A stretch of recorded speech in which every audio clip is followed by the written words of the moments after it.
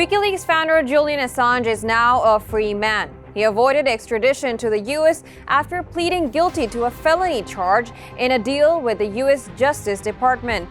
Australian-born Assange spent more than 5 years in a British high-security jail and 7 holed up in an Ecuadorian embassy in London as he fought accusations of sex crimes in Sweden and battled extradition to the US, where he faced 18 criminal charges. We decode the decades-long legal saga of Julian Assange for you.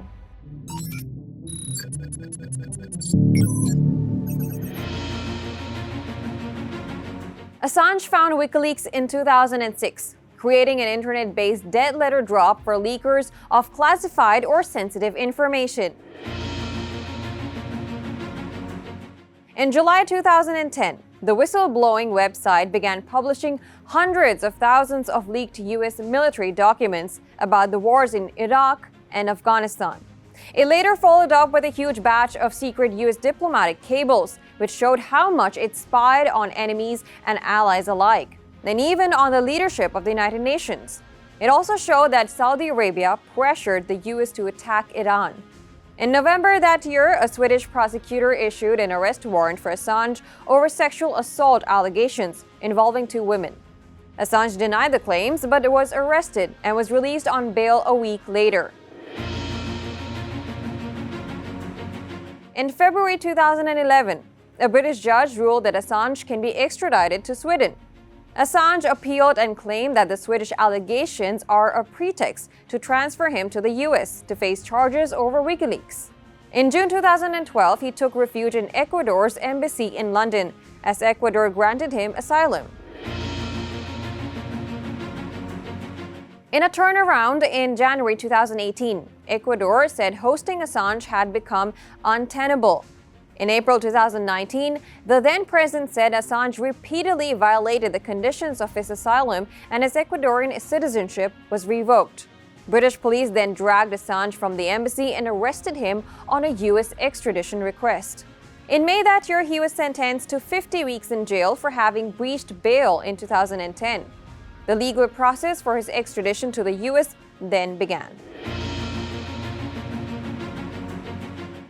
In May 2019, the Justice Department charged Assange with violating the U.S. Espionage Act by publishing military and diplomatic files in 2010.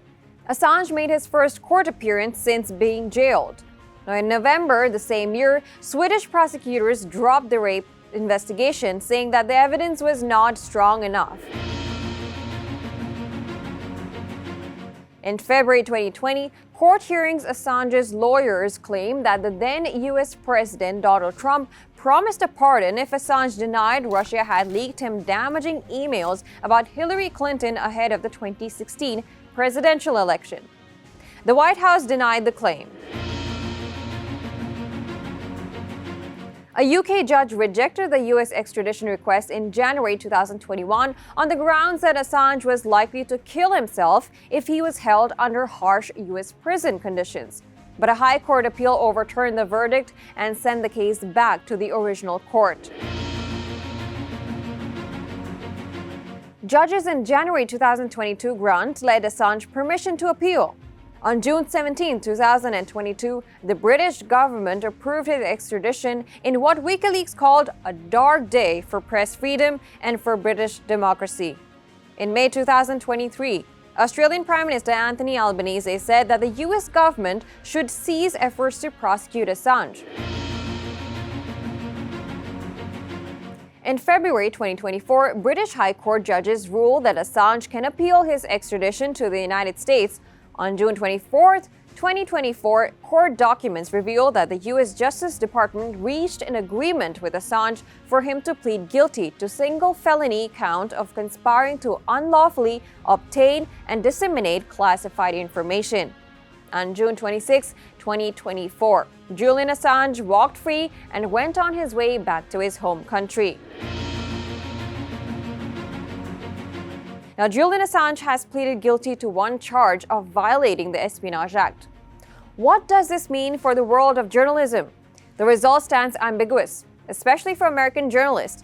Now, this is because the First Amendment of the American Constitution deems the role of a free press in bringing to light information beyond what those in power approve for release. Some say this case has jeopardized the ability of journalists to report on military intelligence or diplomatic information that officials deem secret. This prompts a thought that this means that gathering and publishing information the government considers secret has been successfully treated as a crime.